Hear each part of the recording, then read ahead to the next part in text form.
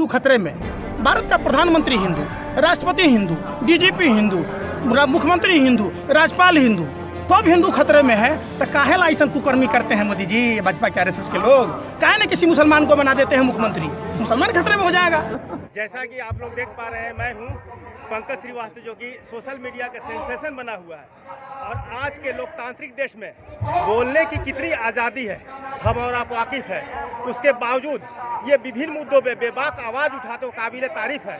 मैं आज इनसे पूछ रहा हूँ कि अभी कपिल मिश्रा हमारे रांची आए और रांची से उनको डिटेन करके वापस कर दिया गया, इस मुद्दे को आप किस नजरिए से देखते हैं? देखिए, भाजपा आरएसएस के लोग कपिल मिश्रा से डरे हुए हैं। यह वही कपिल मिश्रा है जो भारत के प्रधानमंत्री नरेंद्र मोदी को आईएसआई का एजेंट कहा था, प्रधानमंत्री को सेक्स रैकेट में शामिल होने की बात की थी दिल्ली के विधानसभा में। तो क्या भाजपा के लोग इतने डरते हैं? और कपिल मिश्रा जिस पांडे जी से मिलने परिवार के लोगों से मिलने जा रहे थे, यही भाजपा के लोग ब्राह्मणों को मुसलमान भी नहीं समझते जितना तरजीह देते। यही लोग भाजपा के लोग निर्दोष सवर्णों पर 10 साल की जेल का सजा का प्रावधान किया। तो आप बता दीजिए, भाजपा आरएसएस का मुख्य उद्देश्य समाज को नफरत की आग में झोंकना, मतलब गोरे अंग्रेजों के रूल और को मानना, फूट डालो और लूट डालो। ये चौकीदार चोर ही नहीं साझीदार है। लेकिन ये सवाल आप बाद में करते तो बेहतर होता। कपिल मिश्रा उस समय कहाँ होता है जब उसी समाज की खुशी दिग्विजय को, जिसके हाथों की मेहंदी नहीं सूखी थी, उसको जेल में डाल दिया जाता है। यह कपिल मिश्रा उस समय कहाँ होता है जब उसी के समाज के लोगों को दिल्ली में जलाया गया, यूपी में गाजर मूली की तरह काटे गए।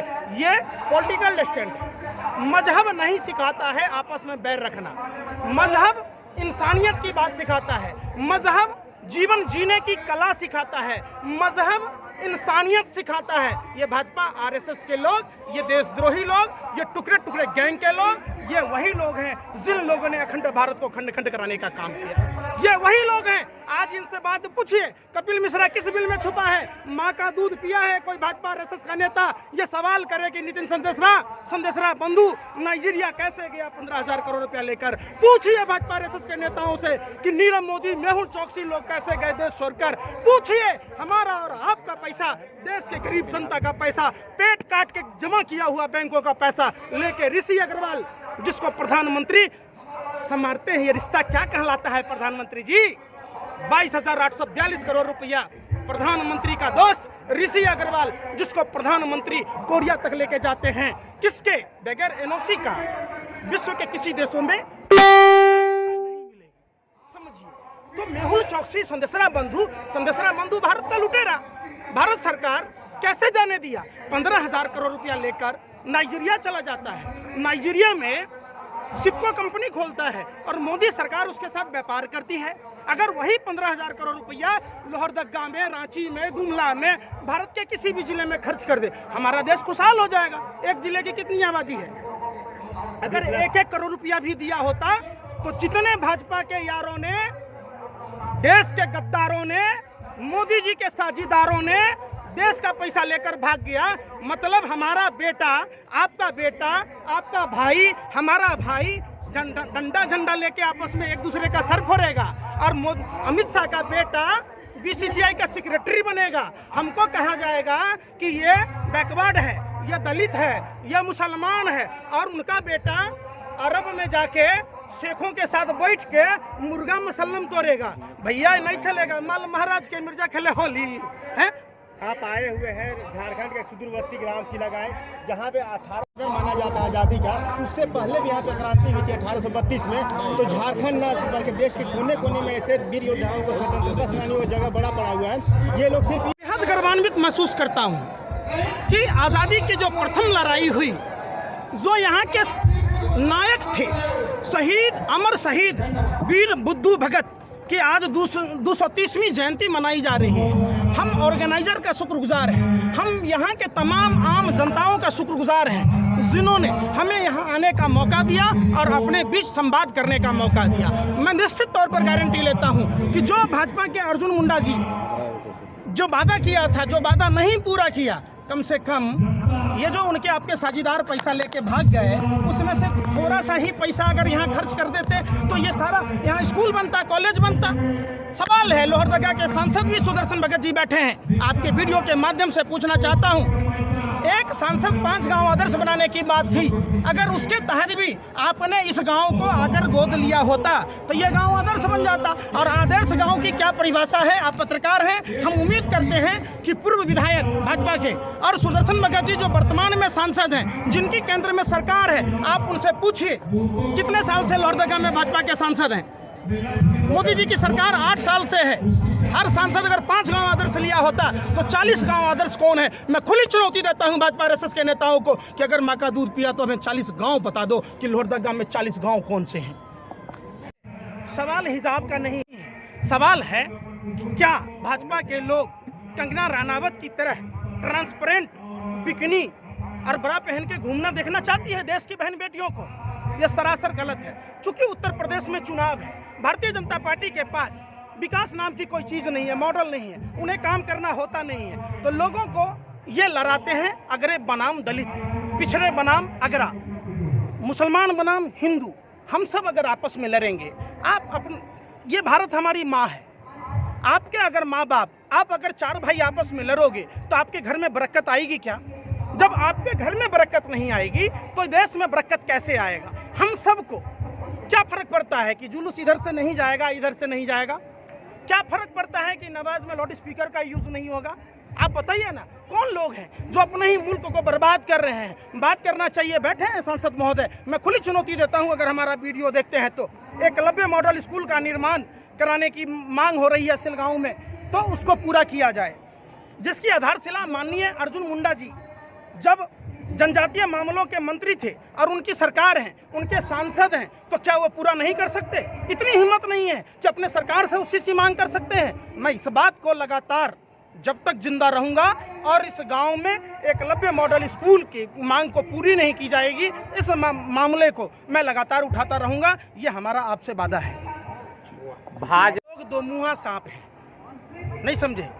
ये एक दिन गांधी को भी पूजा करते हैं, दूसरे दिन गोडसे पर माला चढ़ाते हैं। इनका है जरूरत पड़ने पर ये लोग गधे को बाप बना लेते हैं। सवाल उसका नहीं है, नाम किस नाम से स्कूल खुलेगा, कॉलेज खुलेगा, अस्पताल खुलेगा। जब क्षेत्र में एकलव्य विद्यालय खुलेगा, उन्होंने जो विरोध किया वो उनकी मानसिकता को दर्शाता है। मेरा तो कहना है अगर इस इलाके में स्कूल खुलेगा, कॉलेज खुलेंगे, अस्पताल खुलेगा तो यहाँ के लोगों को फायदा होगा। तो वो इसका मतलब है कि यहाँ की जनता का, जिस जनता ने उनको वोट दिया, वो उसके विरोधी है। जो लोग उनका विरोध करते हैं, हमें दलगत भावनाओं में नहीं फंसना है, हमें नेताओं को भगवान नहीं मानना है। हमारे ही वोट से जीतने वाला नेता हम पर हुक्म करेगा, हम वोट का चोट देंगे।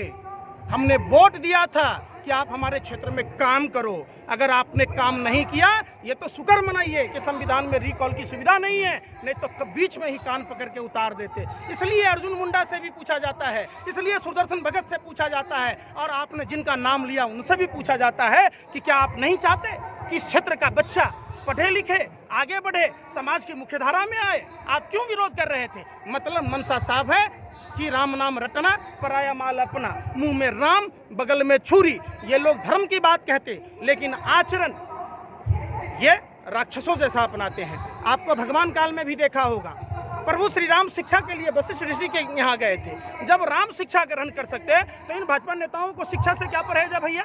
और आपने ही कहा कि इन्होंने विरोध किया, तो गलत किया है, ये सरासर गलत है। जो इनको नहीं करना था, ये धर्म के विपरीत काम करते हैं। बात तो करते हैं राम और कृष्ण की, सिर्फ वोट के लिए करते हैं, आम जनता के फायदे के लिए नहीं करते। चुनाव पर किसने किया है? दूसरी बात, अरे किसका नाम बोले आप? नाम तो बताओ ना पहले। योगी जी मुख्यमंत्री। योगी किसको कहते हैं? आपने विश्वामित्र को देखा होगा, रामायण में राजा थे वो। जब योगी बनना हुआ तो सारे राजपाट को दान में दे दिया, जंगल में चले गए। किसी योगी को देखा है कि भगवान की पूजा पाठ छोड़कर, तपस्या छोड़ के महंत बन गया हो? हैं? महिला की साड़ी उतरवा ले, एक पूर्व आईजी का आतंकवादी जैसा सलूक करे, ये योगी का काम है। योगी का ना कोई दोस्त होता है ना दुश्मन। आप बात कीजिए कि यहाँ जो आज, अरे सुन तो लीजिए, सुन नहीं रहे, हम क्या कह रहे हैं? यूपी हमारा, अरे छोड़िए ना, पूरे मैं क्या कह रहा हूँ, सबसे बड़ा गुंडा खुद है। अरे भैया, सबसे बड़ा गुंडा खुद ही है, उस पर कितने धारों में मामला दर्ज है? आप ऐसा बात समझा रहे?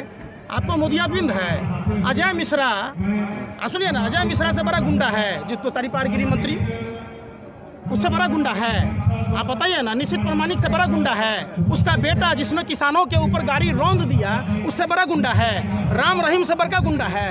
आप बताइए ना, आप बात क्या नहीं करते हैं कि जिस नहीं, मोदी जी तो फिर मैं क्या कह रहा हूँ, 52 एकड़ जमीन में से 20 एकड़ जमीन मॉडल स्कूल के लिए आवंटित की गई। ये बाकी आपने 32 कह एकड़। दिया, फिर मैं क्या कर रहा हूँ, नहीं मेरी सुना एक ना, बात सुनिए। आप ले गए ना उस पर घुमा के। यूपी में, यहाँ मेरी बात सुनिए, आप यूपी से आते हैं, मोदी जी बिहार कहते से हैं कि आता हूँ। 2019 सुनिए के बात। बाद आप बनारस आके देखिए, आप काशी को देखिए, वो तो कह रहे आप खुले। गए हैं देखने? मैं नहीं गया। आपने क्या देखा? अरे क्या देखा? भैया मैं क्या करूं, गंगा में 2 लोटा तैर रहा था, एक बगैर पेंदी का लोटा और दूसरा पीतल का लोटा। जिस लोटे से भगवान सूर्य को अर्घ्य दे रहे थे, उसी लोटे से स्नान कर रहे थे। गंगा माँ में हिंदू मुसलमान सभी स्नान करते हैं, देश ने देखा, करोड़ों लोग करते हैं। पहली बार किसी को मैंने देखा कि चश्मा पहन के करता है। अब बावन को कैमरा लगा हुआ है। आप जाते हैं स्नान करने, कैमरा लगवा के जाते हैं, कहाँ किस पर दुनिया रहे? कौन नहीं गंगा में स्नान करता है भैया? गंगोत्री से लेकर गंगा सागर तक डेली 5 करोड़ से ज़्यादा आदमी गंगा में स्नान करता है। कितने आदमी का फोटो आपने देखा था? यही पीतल का लोटा लेके बगैर पेंदी का लोटा डुबकी लगा रहा था। ये तो इसका बस नहीं चलता है। माँ के पास जाता है तो कैमरा लेके जाता है, कभी किसी दिन संदास में बैठा हो तो भी कैमरा लेके जाए, इसका बस नहीं चलता। ऐसा आदमी है। बगैर कैमरा का कभी देखें टनल में आदत पड़ी हुई है भाई। इसको कहें आपने कैमरा देखा कहीं कि कोरोना पीड़ितों को जाके सेवा करते हुए? जब देश में, आप समझिए, 31 दिसंबर को WHO ने चेताया, प्रधानमंत्री घर में चुपके पड़े थे, कह रहे थे ताली थाली पीटो। अरे भैया, भगवान राम कह रहे हैं संजीवनी बूटी मंगाओ, सुसैन वैद्य को बुलाओ, ये कह रहे ताली बजा लो, दिया टॉर्च मोमबत्ती जला लो, बीमारी भाग जाएगा। बीमारी भागता है? 23 मार्च तक लोगों को सड़कों पर नहीं चलने दिया गया। आपको नहीं पता? पत्रकारिता करते हैं। लोगों को मूर्ख बनाया मोदी ने। ये मोदी नहीं, मदारी है झूठ बोलने की, इसको पैदाइशी बीमारी है। 5 लाख का बूट, 10 लाख का सूट, फिर भी कहता है मैं तो फक्कल फकीर। 5 लाख का बूट, 10 लाख का सूट, 24 घंटा बोलता बंदा झूठ पर झूठ, झूठ पर झूठ। एक सत्य बता दीजिए आप। जिस तरीके से राजा हरिश्चंद्र सत्य बोलने के लिए जाना जाता है, झूठ बोलने के लिए काले अक्षरों में नरेंद्र मोदी का नाम लिखा जाए। अब बात कर ही नहीं रहे कि आप बीजेपी के सांसद बैठे हैं, है हिम्मत पूछने का आपको चाहिए? हम लोग तो पूछते हैं, नहीं पूछते हैं, आप बात करवा दीजिए। सुनिए सुनिए, एक सवाल के वोट से वो संसद चुने हैं, वेतन भत्ता लेते हैं ना, तो यहाँ अस्पताल का निर्माण कौन करेगा? कौन यहाँ स्कूल खोलेगा? आप बताइए। हम खोलेंगे? हम तो विरोध है ना, मांगे ना कर सकते हैं। कहिए हमको आंदोलन करने के लिए, अभी हम 2 मिनट में दिखा दें। ये शहीद स्मारक पर है, इसलिए मैं चुप हूँ, नहीं तो सबसे पहला ये मेमोरेंडम इन्हीं को दिखाता कि हजूर देखिए, कम से कम शर्म कीजिए। यही के जनता के वोट से आप गए हैं संसद में, आपको शर्म नहीं आती है? मुंह दिखा के चले आते हैं। अरे लाजू मौर्य ढिटू जी, ये बताइए, ये लोग इतने बेशर्म हैं कि वोट कैसे लेने आते हैं भैया? हैं? आप इनके वोट से लिए हैं, आप क्या चाहते हैं? चुनाव जो है पाकिस्तान, मंदिर, मस्जिद, इस पर आज बड़े गर्व से कहेंगे, चूंकि ये वीरों की धरती है। भारत जब आज़ादी की लड़ाई लड़ रहा था, समझे पत्रकार महोदय, 1943 में सावरकर ने अहमदाबाद अधिवेशन में 2 राष्ट्र के सिद्धांत को पारित किया। 1941 में देश का सबसे बड़ा गद्दार श्यामा प्रसाद मुखर्जी 1941 में बंगाल प्रांत में मुस्लिम लीग के फजाहुल हक के साथ बंगाल प्रेसिडेंसी में सरकार बनाया, वित्त मंत्री बना, धर्म के आधार पर विभाजन की बात की, जो अब बांग्लादेश है। 1942 में जब देश आज़ादी की लड़ाई लड़ रहा था, जब शहीद बुद्धू के नेतृत्व में और पूरे देश के स्वतंत्रता संग्राम सेनानियों के नेतृत्व में देश में आज़ादी का बीज बोया गया और आवाज़ें जब प्रफुल्लित हो रही थी, तब ये क्या कर रहा था मालूम है? गोरे अंग्रेजों को चिट्ठी लिख रहा था, हजूर इस आंदोलन को कुचल दीजिए, और इसी एवज में गोरे अंग्रेजों ने इनको गार्ड की नौकरी दी। हम फिर गर्व के साथ कहते हैं कि 1943 में सावरकर गोरे अंग्रेज को माफ़ी लिख रहा था। माफ़ी वीर, डरपोक, कायर, बुज़दिल। सावरकर का गोरे अंग्रेज को जीजा और फूफा नहीं लगता था, भाजपा वाले उसको आइकॉन मानते हैं। पता है आपको 60 रुपये महीना पेंशन किस बात का खाता था?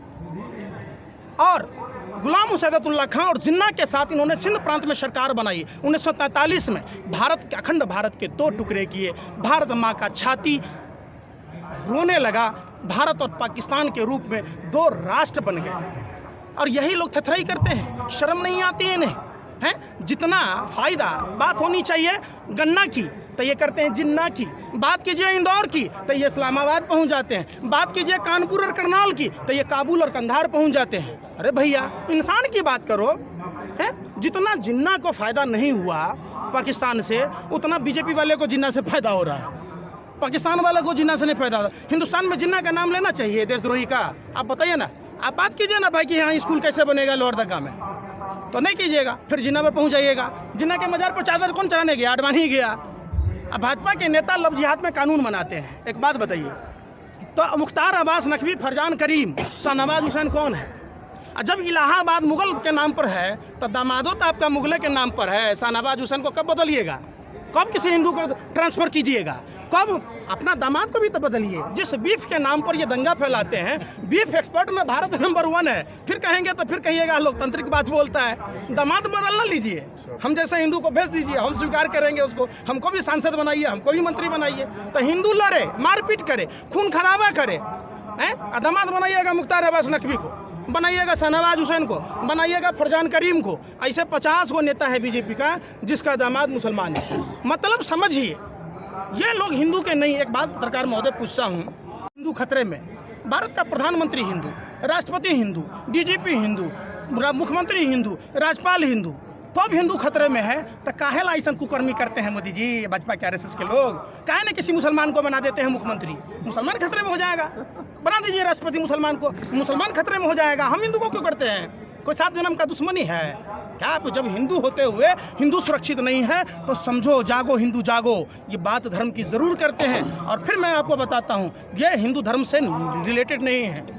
आप समझिए, रामायण आपने देखी होगी, रावण भगवा वस्त्र पहनता है। क्यों पहनता है? क्योंकि उसको माँ सीता का अपहरण करना होता है। एक भगवा वस्त्र पहने राम, राजतिलक होना था, पिताजी को कहने की हिम्मत नहीं हो रही थी। सौतेली माँ कैकेयी ने कहा, प्रभु श्री राम ने भगवा वस्त्र पहनकर वन की ओर चले गए। क्यों चले गए? कि अपने माता पिता के आदेश को अमल करने के लिए। चाहते तो विद्रोह कर सकते थे, प्रजा उनके साथ थी। आपने देखा होगा, सबरी माता के जूठे बैर खाए प्रभु श्री राम, कभी फोटो नहीं खिंचवाए, कभी नहीं। एक दलित के साथ उत्तर प्रदेश का ढोंगी अपराधनाथ खाना खाता है, फोटो खिंचवाता है। अरे भैया गुरुद्वारा में जाओ, अरे भाजपा आरएसएस के निकम्मों, नपुंसकों, जाओ गुरुद्वारों में सीखो कि मानव सेवा कैसे होती है। हिंदुस्तान के 5 मंदिरों में तुमने ऐसी व्यवस्था की? सोचिए, मैं आया था रांची, मुझे पता चला कि यहाँ प्रोग्राम है रांची में। सोचिए, अगर उस मंजर इमाम की जगह हमारा बेटा होता, हमारा भाई होता, उस दानिश के जगह होता। आंखें खोलिए, ये लोग आंखों पर पट्टी डालकर, जैसे घोड़े को चमोटी लगाया जाता है ताकि घोड़ा हरियाली ना देखे, उसी तरीके से भाजपा आरएसएस के लोग आंखों पर पट्टी लगाते हैं, आपको वो चमड़े की चमोटी लगाते हैं कि आप उनसे शिक्षा की बात मत पूछिए, आप उनसे रोजगार की बात मत पूछिए, आप उनसे स्वास्थ्य की बात मत पूछिए। इसीलिए तो हमें और आपको लड़ाते हैं। आपकी नज़र में वीरों और सच्चों की सच्ची श्रद्धांजलि यही होगी। यहाँ इनकी प्रतिमा लगी है, यहाँ अगर अस्पताल बनेगा तो निश्चित तौर पर लोग उनको भी नमन करने जाएंगे। यही तो श्रद्धांजलि है। उनके नाम पर अस्पताल बने, उनके नाम पर स्कूल बने, उनके नाम पर कॉलेज बने, उनके नाम पर यूनिवर्सिटी बने। जमीन की कमी थोड़े ना है। एक मिसाल पेश हो, कोई याद करे, मंदिर जाए तो याद करे कि ये शहीद थे, इन्होंने हमारे लिए आज़ादी की लड़ाई लड़ी। कोई बच्चा पढ़ने आए तो भी उनकी प्रतिमा पर माल्यार्पण करे, उनको पता चले कि ये हमारे पूर्वज थे, इनकी कुर्बानी के कारण आज हम आज़ाद हैं। तो आज़ादी के दीवानों को, जिन्होंने आज़ादी दिलाई, अपनी प्राण निछावर की, उनको याद आप कैसे रखिएगा?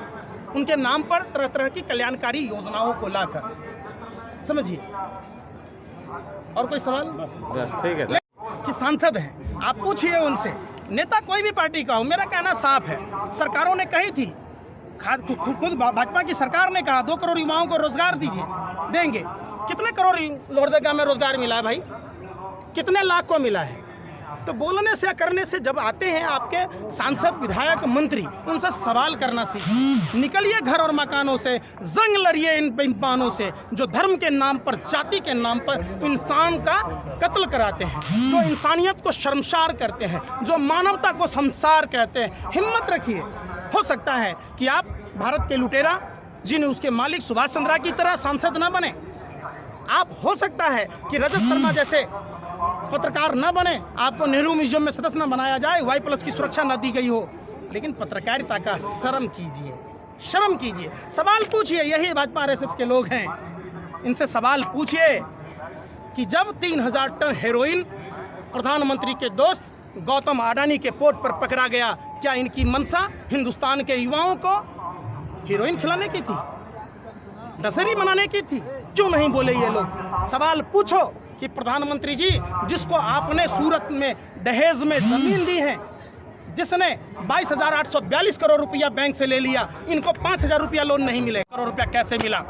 इसका मतलब दाल में काला नहीं, पूरी दाल काली है। यहाँ खड़े लोगों से पूछिए, कई लोग बैंकों में गए होंगे, जूते और चप्पल घिस जाते हैं, 1000 रुपये का लोन नहीं मिलता, कहना तो दूर की बात है, 100 रुपये नहीं मिलते। आखिर ऋषि अग्रवाल को कैसे मिला? संदेशरा बंधु को कैसे मिला? मेहुल चौकसी को कैसे मिला? विजय माल्या कैसे देश छोड़कर गया? कैसे सुभाष चंद्रा ने बैंक लूटा? कैसे कपिल वधवा ने लूटा? कैसे अनिल अंबानी ने लूटा? कैसे आप देश के पाई भेज दिए? आपका कोई योगदान नहीं, आप खाली नौटंकी करते हैं। भाइयों बहनों मित्रों, है जो अंतरिक्ष में फेंकता है, इतना पूरे विश्व में फेंकता है, पूरे विश्व का दौरा करता है। आपने कभी सवाल ही नहीं किया, क्योंकि आपको रियलिटी में पत्रकारिता नहीं कर, आपको जान के डर है। अरे खुदीराम बोस बनो, अशफाकुल्ला खान बनो, भगत सिंह बनो, और जिस धरती पर आप अमर शहीद वीर बुद्धू भगत की धरती पर खड़े हैं, वीर बुद्धू बनो, लड़ो अपने अधिकार के लिए। जय हिंद, जय भारत। धन्यवाद।